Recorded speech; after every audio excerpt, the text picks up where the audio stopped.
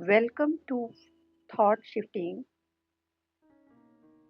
जहां हम उन आइडियाज़ को एक्सप्लोर करते हैं जो हमारी सोच और हमारी ज़िंदगी और हमारी ग्रोथ को एक नई दिशा देते हैं।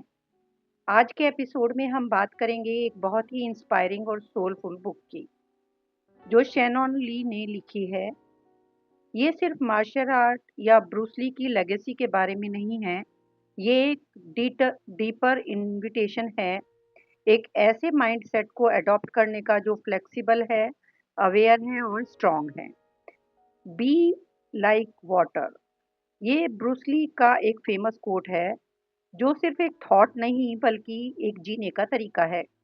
शैनन ली अपने पर्सनल एक्सपीरियंस और अपने फादर के फिलॉसफीज के थ्रू हमको ये सिखाती हैं कैसे लाइफ के हर चैलेंज को हमें सामना करना चाहिए, और रेजिस्टेंस हमें नहीं होना चाहिए। उस चैलेंज को फेस करते हुए एक फ्लो के साथ किया जा सकता है।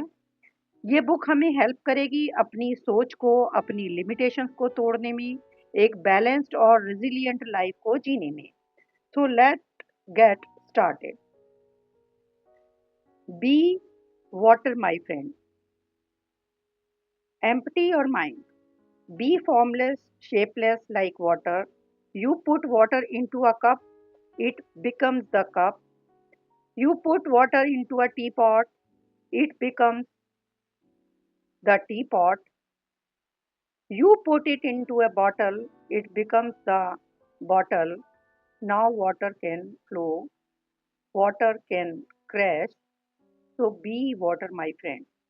ब्रूस ली की बेटी शनन ली कहती हैं कि उनको उनकी मम्मी ने खुद को ब्रूस ली की डॉटर बताने से मना कर रखा था, और ब्रूस ली उनके ये बताने से मना किया हुआ था कि ब्रूस ली उनके फादर थे। पर लोग उनसे उनके फादर के बारे में पूछते थे। ब्रूस ली की डेथ के बाद जब वो 4 साल की थी तो उनके पिता एक फिलोसफर की तरह से उनको थे, जो उनकी नेचर जानती थी। वो इंटेलिजेंट, क्रिएटिव, लर्नेड, स्किल्ड व्यक्ति थे। उन्होंने खुद को कल्टीवेट करने के लिए काफ़ी मेहनत की थी। अपनी बॉडी बनाई, अपने माइंड को डेवलप किया, खुद को एजुकेट किया, प्रैक्टिस की and develop his potential.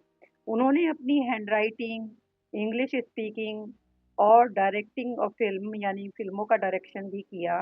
I mean so many areas of life. इसलिए उनकी डेथ के इतने साल बाद भी लोग उन्हें याद करते हैं। लेकिन उनकी लाइफ की फिलॉसफी ये थी कि वो सबको ब्रूस ली बनने से मना करते थे, कि सबको अपना पाथ चुनना चाहिए, सबको अपना बेस्ट वर्जन बनाना चाहिए। ब्रूस ली कहते थे कि वो खुद बहुत सी चीज़ें नहीं कर सकते, जैसे लाइट बल्ब बदलना, जैसे अंडा पकाना। आई मीन आप वो कीजिए जो आपकी काबिलियत के अनुरूप हो। वो कहते थे be water my friend, means water जो वो बन जाता है जिस चीज में उसे रखा जाता है।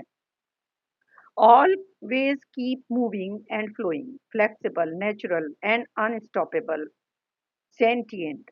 It's like human to be self expressed, powerful, and free. The good life is a process, not a state of being. It is a direction, not a destination. We need to make space and allow for all of life's twists and turns, ups and downs, while learning to be flexible and sentient, natural, and unstoppable in the midst of all. जब हम सीख रहे होते हैं तो life के उतार चढ़ाव को भी हैंडल करना आना चाहिए। अपना मैक्सिमम पोटेंशियल पाने के लिए कुछ भी आसान नहीं होता, ये ओवरनाइट नहीं होता। हम नए नए अनुभव लेते हैं, गिरते हैं, फेल होते हैं, डर जाते हैं, गुस्सा आता है, लेकिन फिर चॉइसेस बनानी होती हैं। यदि ग्रो करना है तो उठना होगा और फिर से चलना होगा। कई बार ऐसा फील होगा कि हमसे नहीं होगा, लेकिन यही चीज़ आपका भविष्य तय करेगी कि आप उठकर चलते हैं या रुक जाते हैं। लेकिन एक दिन ऐसा आएगा, आपको सफलता ज़रूर मिलेगी। Life will open up and you will start to feel more powerful and more free. So इस बुक में डिफीट को हैंडल करना, चैलेंजिंग सर्कमस्टांसेस से लड़ना, हार को जीत में बदलना, खुद में विश्वास जगाना, अवेयर रहना, सेंटर्ड रहना और पीस ऑफ माइंड पाना सीखेंगे। It is a exciting book. हमसे गलतियां होंगी, रास्ते में रुकावटें आएंगी, but we are playing the long game. Life after all is meant to be fully lived. अपना पूरा इन्वॉल्वमेंट, पूरा एफर्ट डालकर वो बनेंगे जो हम एक्चुअली हैं। Do not be tense be but ready, not thinking but not dreaming, not being sad but flexible. It is being wholly and quietly alive, aware and alert, ready for whatever may come.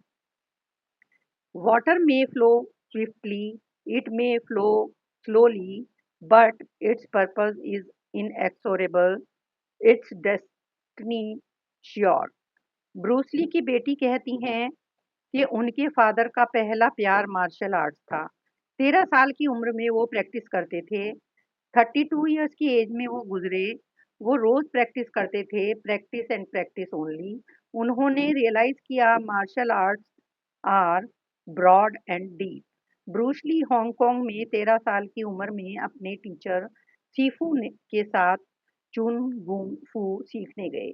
वो natural तरीके से सिखाते थे, जैसे okay का tree होता है, वो हवा के चलने से मजबूत होते हुए भी गिर जाता है, लेकिन बैम्बू ट्री नहीं गिरता क्योंकि वो फ्लेक्सिबल होता है। वो क्विक लर्नर थे, वो कभी भी शांत नहीं बैठते थे। उनका निकनेम था लिटिल ड्रैगन। यिप मैन जो उनके टीचर थे, वो उनको जेंटलनेस, फ्लूइडिटी और प्लायबिलिटी की इम्पोर्टेंस सिखाना चाहते थे। सिर्फ जीतना ही ज़रूरी नहीं है। यिप मैन उन्हें समझाना चाहते थे, रिलैक्स रहना, माइंड को काम रखना, ये भी बहुत इम्पोर्टेंट होता है। अपने बारे में भूलकर अपने ओपोनेंट के मूवमेंट को फॉलो करना। जब ब्रूस ली क्लेवरनेस और कॉम्बैटिवनेस में पड़ जाते थे, तो यिप मैन उनको समझाते थे कि नेचुरल रहकर अपनी एनर्जी सेव करो।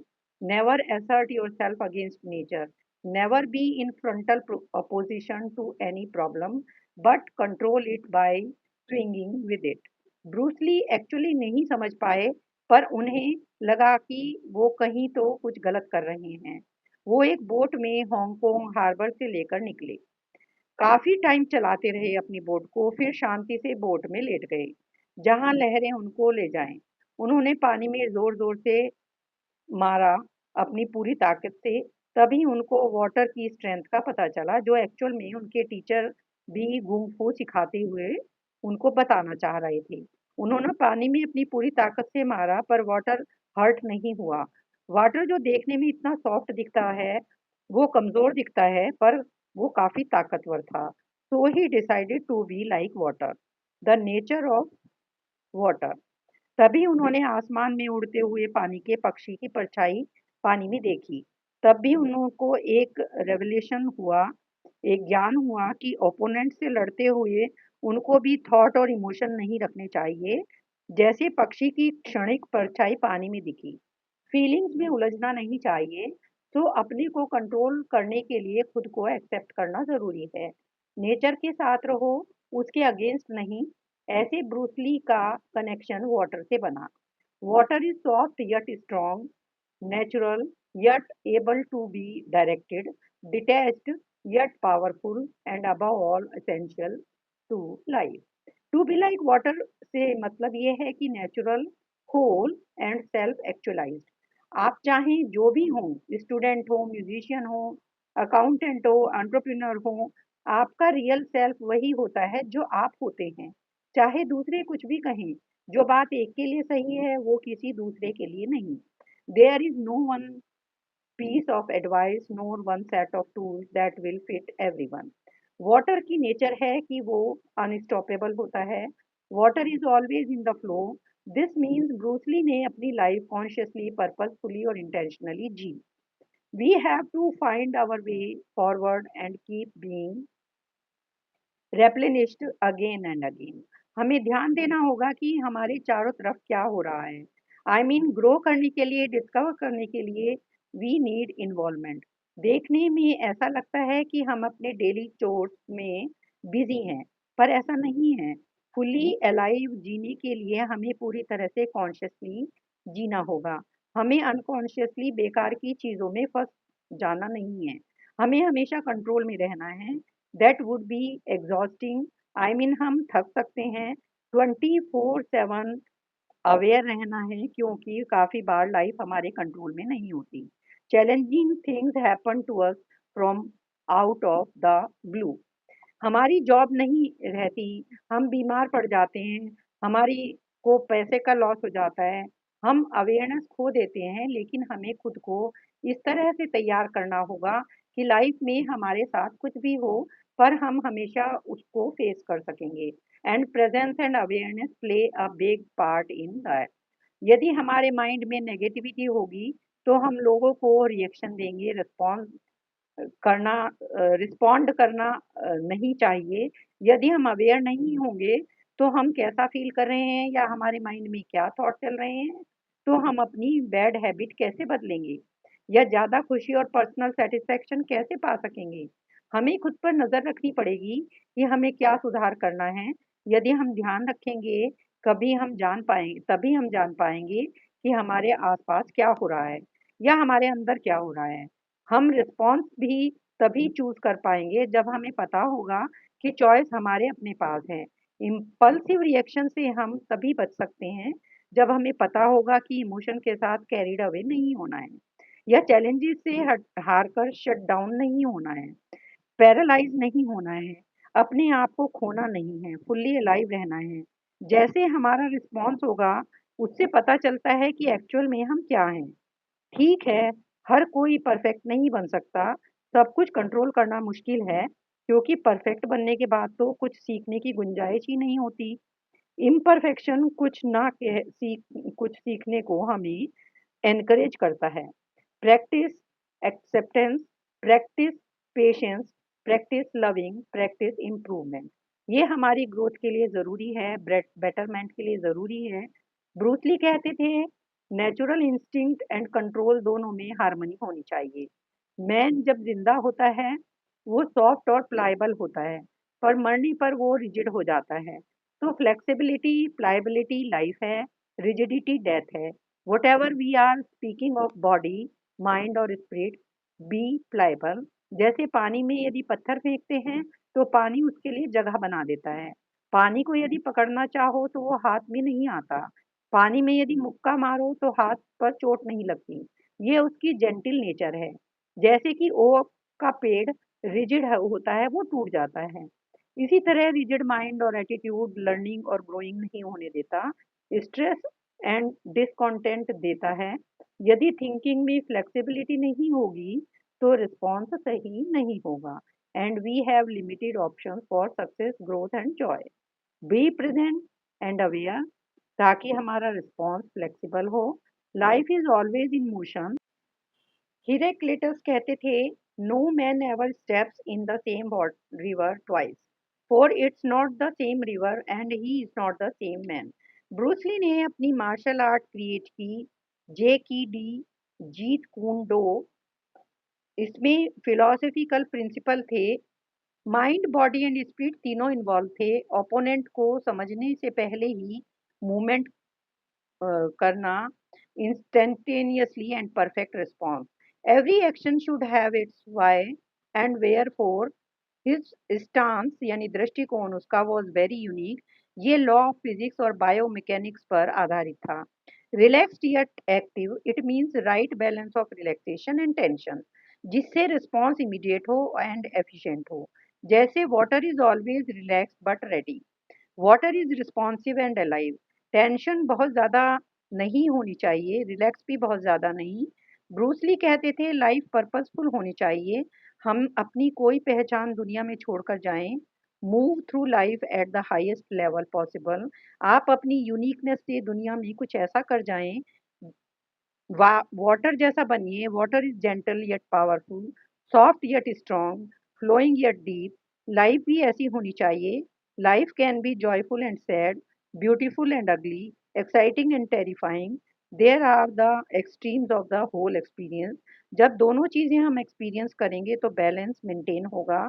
We find peace and harmony we find is, so let us seek full experience of the whole, negative as well as positive. इसके लिए आपका पूरा अटेंशन होना चाहिए। ये आज का एपिसोड था। अगले वाले एपिसोड में हम बात करेंगे द एम्प्टी कप, यानी the usefulness of the cup is in its emptiness. Thank you so much for